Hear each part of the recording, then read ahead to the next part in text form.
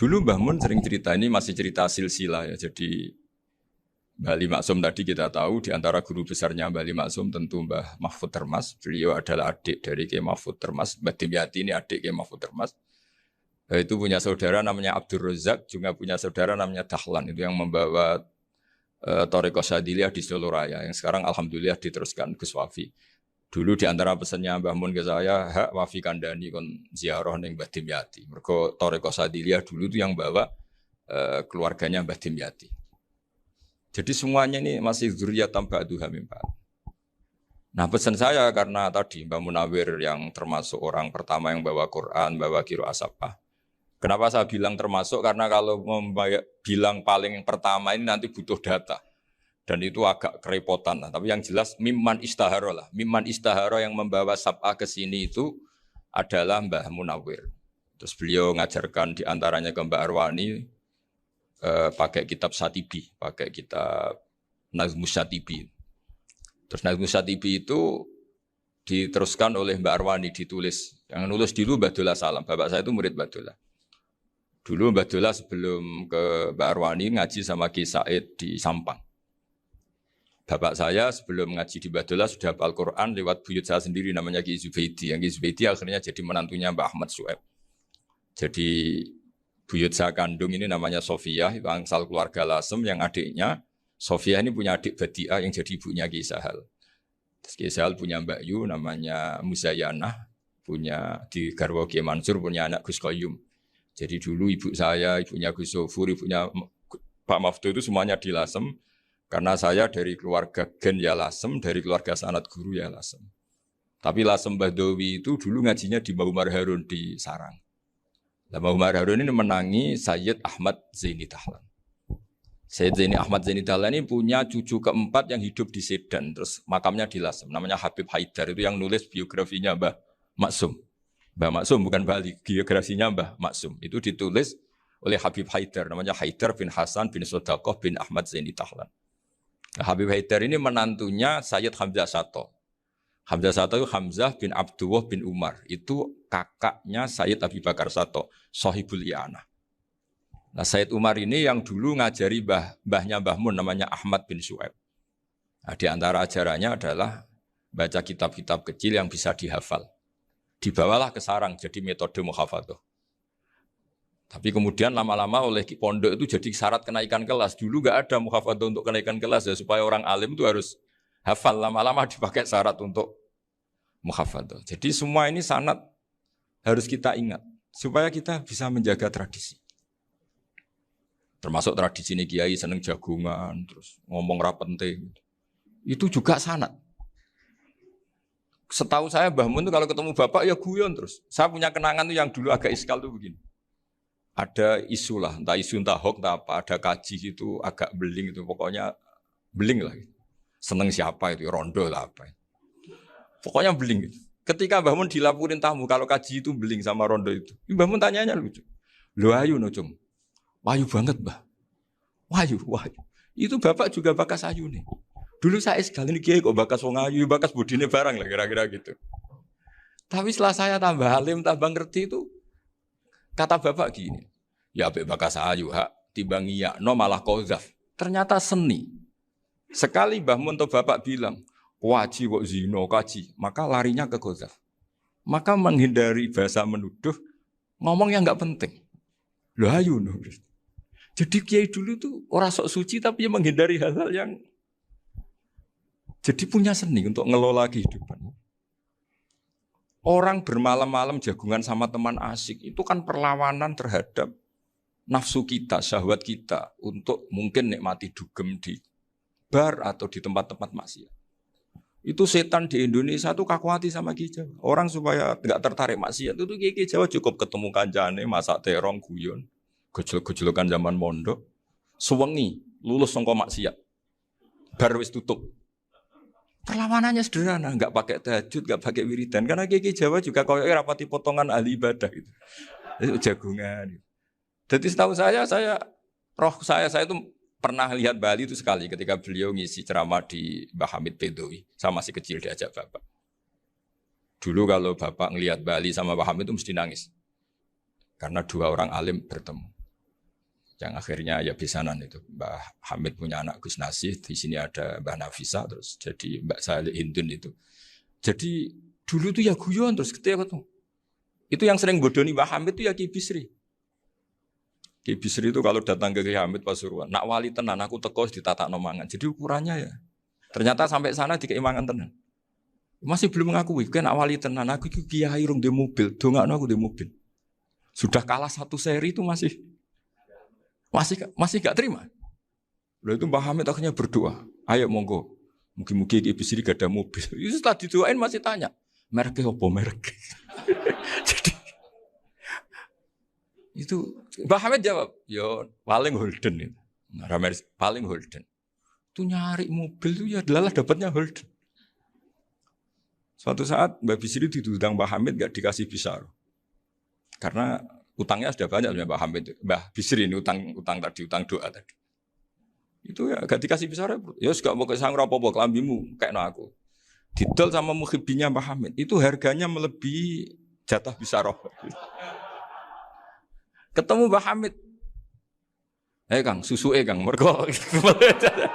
Jadi dulu itu rileks, makanya ini yang diceritakan ke Zofur. Sebetulnya kalau kiai-kiai itu bersanat itu ya rileks, hidupnya itu rileks. Karena rileks ini perlawanan terhadap kemungkaran. Saya dulu musyawarah sering sama Gus Zofur usul fikih. Itu jelas di antara yang ditulis Lubil Usul itu. Ya kita tahu tadi misalnya sanad usul fikih, Mbah Ber itu sangat al-usuli Kiai Zubair Dahlan, abahnya Mbah Mun. Punya murid di antaranya Kiai Sahal.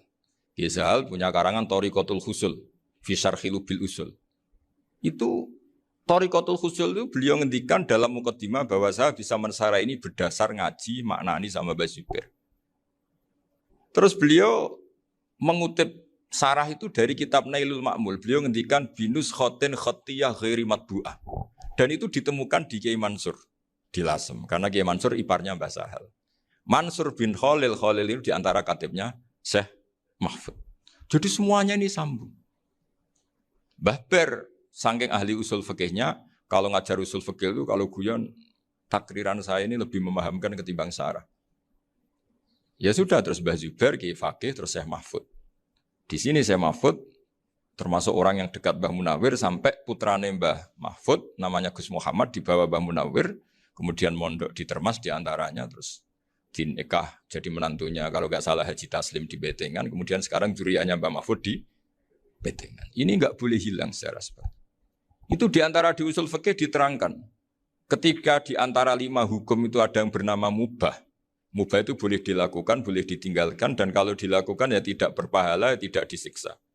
Itu ada ulama yang protes. Protes nggak bisa seperti itu. Ithma min mubahin ila wa tahaqqaqu bihi tarku haramimma. Fa'il zamu minas sukun tarkul qatli wa minas sukut tarkul qadaf. Tidak bisa, mubah itu tidak ada. Kalau kiai jagungan semalaman, itu Allah ngitungnya itu hada taroka dugem, wahada taroka delok dangdut, wahada taroka kada wakada. Oh itu luar biasa. Dan kita ngikuti yang seperti itu saja.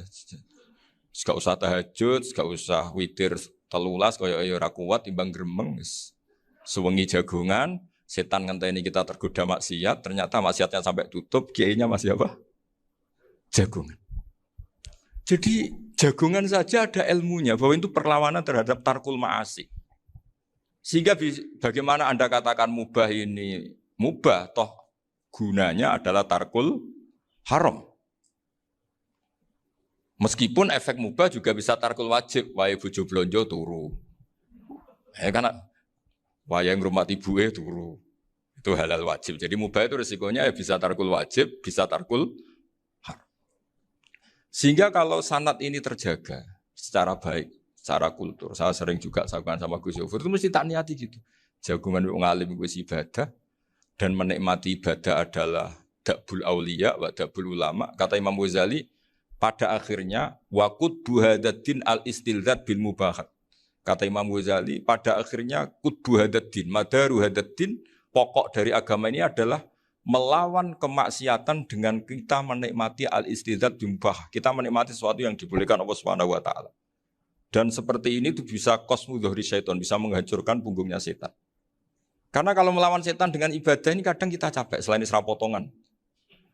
Tapi nak kangkang neng komplek H gitu jagungan mbek kancane, ngenang melarate, mbok ngenang ora sekolah ramunggah, kenangan sing ramunggah diarani istiqomah.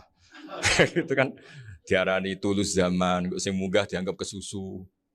Saya ini punya pondok Quran, kalau ada yang hafal 3 tahun mesti digojolkan sana. Gak apik kesusu itu.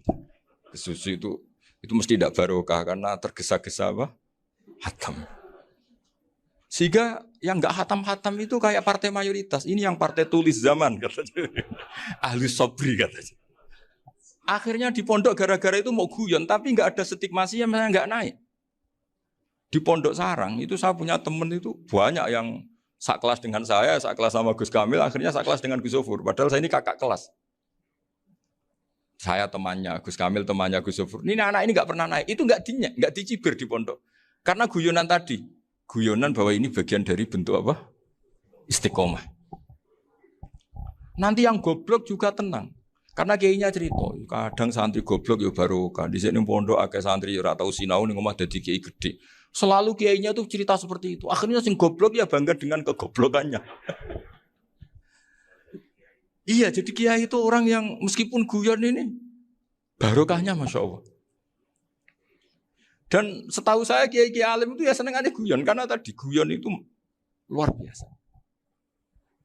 Bapak saya itu kalau pesan sama saya itu enak ngaji is guyon nice. Wong ning omah mikir utang, mikir wedi bojo macam-macam kok ngaji mbok jak nangis pisan, nangis ping pindho katanya. Sudah jak guyon nice. Paling gak lali. Dan beliau punya dalil kul bi fadlillah bi rahmati fa bidzalika falyafrah. Jadi jangan sampai orang ini farah bil maksiat, jangan sampai orang itu. Dan ini yang saya kenang dari sekian cerita murid Bali. Mbah Ali Maksum ya senangane guyon. Gojol-gojolkan mbek santri guyon. Ini saya maklumatkan ke semua santri beliau bahwa ini bukan sekedar guyon, tapi al-istildad bil mubahat. Ini adalah perlawanan terhadap setan karena banyak orang bisa senang tuh kalau nunggu maksiat.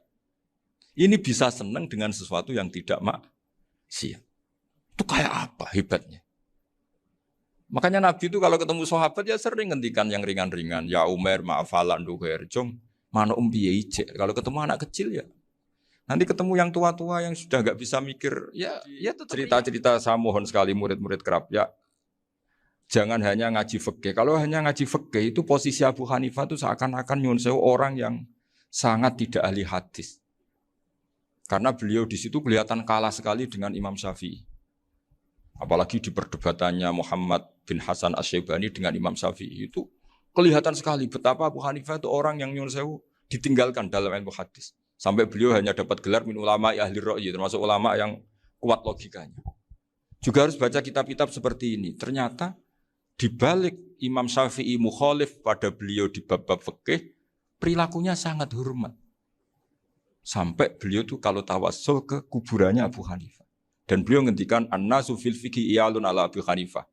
Semua orang yang ahli fikih itu masih anak buahnya Abu Hanifah. Saya berkali-kali cerita, mazhab Syafi'i itu alatut tadhir hanya dua, yaitu al-ma' wa turab. Abu Hanifah nambahi wanar. Alasannya Abu Hanifah, orang mukmin yang dosanya banyak itu dibakar di neraka. Dan alasannya Allah litadhirihim, untuk mensucikan mereka. Sehingga pikirannya Abu Hanifah, an-nar itu min alatit tadhir. Apa yang terjadi ketika bata itu batu bata yang dibakar, di situ campur teletong, campur apa-apa. Itu kalau sudah mazhab Abu Hanifah selesai, sudah suci. Karena sudah ngelewatin pembakaran. Meskipun kita tidak akan kalau kehilangan air terus wudu dengan api, bisa bunyak semua itu. Tapi apapun itu menjadi solusi. Sehingga saya punya kitab namanya Ikhtilafu Malik, Ikhtilafu Malik wa Abu Hanifah atau Ikhtilafu Syafi'i ma Abu Hanifah. Itu kelihatan sekali kalau Abu Hanifah itu nyuruh posisinya kalah. Karena yang ngarang orang-orang Syafi'i. Tapi kalau melihat kitab-kitab kewalian, misalnya di kitab Mizan Kubro ini juga sering disebut kisah itu Mbah Ali Maksum tentang Imam Sa'roni. Berkali-kali beliau mengutip Mizan Kubro. Itu Abu Hanifah adalah orang yang sangat mukasyafah. Artinya ketika Nabi cerita air wudu itu menjatuhkan dosa, tidak ada air wudu yang jatuh ke kamu kecuali saat itu juga dosa kamu jatuh. Itu beliau datang ke Madharota Kufah. Kemudian beliau bilang sama si orang tua tadi, tub anizina. Orangnya terus bilang atubu minazina. Ada lagi pemuda datang dibilangin tub an ukuki walideka. Terus bilang tub tu an ukuki walidayya. Sampai yang terakhir ada tub ansima ya alatilahwi atau ansama ya alatilahwi. Terus tub tu ansama ya. Ketika orang itu ditanya, kenapa engkau begitu tahu dosanya apa? Saya tahu air wudhu ini menjatuhkan apa. Jadi kira-kira kalau zina mungkin ya batang babi lah. Kalau hanya sekedar melihat bak-bak mungkin ya curut atau tikus lah kira-kira gitu. Nak dulu dulu ya mungkin ya tikusnya cilik gitu. Nak dulu suwi ya tikus werok itu atau apalah. Pokoknya beliau itu tahu. Tapi anehnya Abu Hanifah apa? Setelah itu dia nangis minta mukasafahnya ditutup. Ya Allah, saya ini mukasafah kok malah menjadi tahu sawatil mukmin. Padahal aturan syariat jenengan man satara musliman satarahu, bahwa enggak baik melihat jeleknya orang mukmin. Minta ditutup. Makanya saya ini bangga ada mukasafah. Makom yang kita sampai sekarang tuh makom setelah Abu Hanifah mukasafah. Jadi Abu Hanifah repot-repot mukasafah, minta makomnya ditutup tidak menjadi mukasafah. Dan alhamdulillah kita sudah tidak mukasafah sebelum minta ditutup. Jadi kita ini keren. Keren karena aturannya itu man satara musliman satara huwa, yang tidak tahu aibnya orang muslim maka Allah akan nutupi aibnya di akhirat. Dan kita alhamdulillah barokahnya tidak mukasafah, tidak ngerti aibnya orang mukmin. Jadi kita harus pakai patokan ilmu. Saya ulang lagi, kita harus pakai patokan. Makanya saya tahu betul ketika Kiai Hamid Pasuruan, beliau dulu ngaji Jamul Jame, ngaji Juman, Bali Maksum di sana sama Gus Habib, sama Gus Muhammad bin Mahfud. Termasuk mbah saya kandung dulu Kiai Sidik, mbah saya yang itu juga ngaji di Termas. Bapak saya dulu Kiai Nur Salim ngaji di Buyut Baiti. Dulu itu kawin juga sederhana, kayak cerita Gus Zofur. Jadi bapak saya kandung itu Kiai Nur Salim itu ngaji di Mbah Baiti. Mbah Baiti itu adik kandungnya buyutnya saya dari ibu. Nah Mbah Baiti itu teman akrabnya mbah saya namanya Kiai Nur Sam, Mbah Nur Sam. Singkat cerita terus Nur Kiai Jurabin Arab Bekno itu. Setelah bapak saya ke Badullah mau ditawarin jadi mantu, kata bapak saya kula pun dipek mantu Mbah Baiti. Akhirnya dapat ibu saya itu. Karena ibu saya itu cucu Mbah Baiti, cucu lambung. Jadi mbahnya ibu saya itu Mbak Yunya Mbah Baiti. Namanya Mbah Sofia tadi yang dapat Mbak Idris itu. Yang Mbak Idris ini bin Umar. Ya Mbah Umar yang mbahnya Mbah Hamid itu. Hamid bin Abdullah bin Umar. Kalau bahasa itu Fatimah binti Idris bin Umar. Dulu kecilnya Mbah Idris namanya Abdul Khalik. Kalau kecilnya Mbah Hamid namanya Abdul Mukti. Kalau kecilnya Mbah Maksum namanya Muhammadun kalau nggak salah. Dulu itu orang dulu itu namanya dua-dua karena diganti ketika musim apa? Haji. Jadi ini terjaga. Sehingga tidak ada ceritanya kiai-kiai yang jagongan kemudian santrinya itu yang agak-agak khawarit. Kiai kok sungi-sungi jagongan, gak tahajud, gak duha, itu tidak ada. Karena ini dianggap fi'lul mubahat untuk melawan mungkar. Jadi sehingga di kitab Ihya diterangkan, kamu jangan ngira orang-orang soleh ketika jagungan itu min ahlil bitolah wa takasul. Itu orang-orang yang pemalas itu enggak. Tapi mereka bisa mengasyiki Allah. Bahwa dalam jagungan ketemu teman ya asik, gejul-gejulkan sama Pak Maftuh ya asik. Dan keasikan ini bentuk perlawanan terhadap keasikan harus dengan maksiat. Itu kayak apa kalau kita ngaji sampai seperti itu. Termasuk tadi yang diceritakan Pak Maftuh kitab Hunyah. Semoga beliau cerita juga pernah belajar. Saya pernah belajar kitab Hunyah khatam. Itu diantara yang diceritakan Syabdul Qadir Al-Jilani. Tadi kata beliau Al-Jilani dipakai Jim Al-Jilani. Ini agak beda dengan kita. Mbah Zubair itu punya kitab namanya Al-Qolaid Al-Uluyah. Beliau menfatwakan nama-nama ajam itu kamu bebas. Ajamiyun fasna bihi masyita. Sehingga kita kalau punya kiai harus mau cokolal ustukhri. Sehingga tak mau cokolal istukhri. Tirmidzi juga nasibnya sama. Qolat rawahut Tirmidziyu. Sing sitok rawahut Turmudziyu. Yang satu rawahut Tarmidziyu. Ya karena kita keluarganya Tarmidzi apa enggak gitu. Makanya kata Mbah Mun sama masih ingat. Kata cerita Gus Zofur tadi, adabnya Gus Zofur itu cerita tentang keluarga ibunya. Padahal keluarga ibunya juga orang-orang soleh yang luar biasa. Itu kata Mbah Mun, kowe roh jenenge Imam Bukhari tahu ya. Jenenge sapa? Saya nyebut Muhammad bin Ismail bin Ibrahim bin Mughirah bin Bardasbah. Lah iya Bardasbah mbok waca Bardisbah yo. Lah cara kene mbok Parmin mbok Parlan. Jadi Bardisbah mbok Bardasbah iku cara kene yo Parmin mbok. Iku rak Mbah Fadl Senori dadi kabeh diwaca Arab. Jenenge Mbah Umar Harun. Dhisik yo wong sarang Mbah Harun mbok kira yo ora roh wong dhisik yo wong kuno ya. Jadi kalau versi Mbah Fadl termasuk yang pertama bikin nasab Mbah Maksum itu tulisannya Mbah Fadl yang dikutip Habib Haidar tadi. Ya saya seperti Gus Zofur juga mencari-cari hubungan ulama-ulama di Jawa.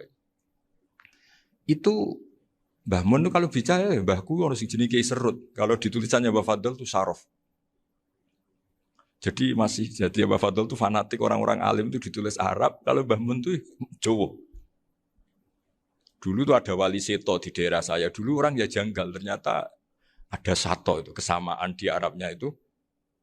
Sehingga kiai-kiai itu ada fanatik Tirmidzi, Turmudi, Tarmidi, Jilani, Jailani karena ajamiyun fasna bihi masita. Jadi kalau nama-nama ajam semongko lah baca sekenanya sementing. Cuma mungkin tahqiqnya benar Pak Maftu tadi memang di Mu'jamul Buldan itu Al-Jilani Bikasri Jim ya sudah kita baca Al-Jilani. Sebab itu kayak Pondok Pelosok Lirboyo itu menurut saya bagus. Orang itu maknani betul sama gurunya. Kalau sarang enggak. Kalau Pondok Lirboyo, pondok yang tadi ternyata keluarga Mbah Munawir sini pernah bisanan yaitu Mbah Zaini pernah nikah sama Nyai Komariah ya kalau nggak salah, punya putra Gus Habib ya, Pak Toha dan sebagainya. Itu betapa hubungan pondok Quran sama pondok kitab dulu itu nggak pernah terputus. Bapak saya setelah hafal Quran itu dulu ngaji Mbah Zubair.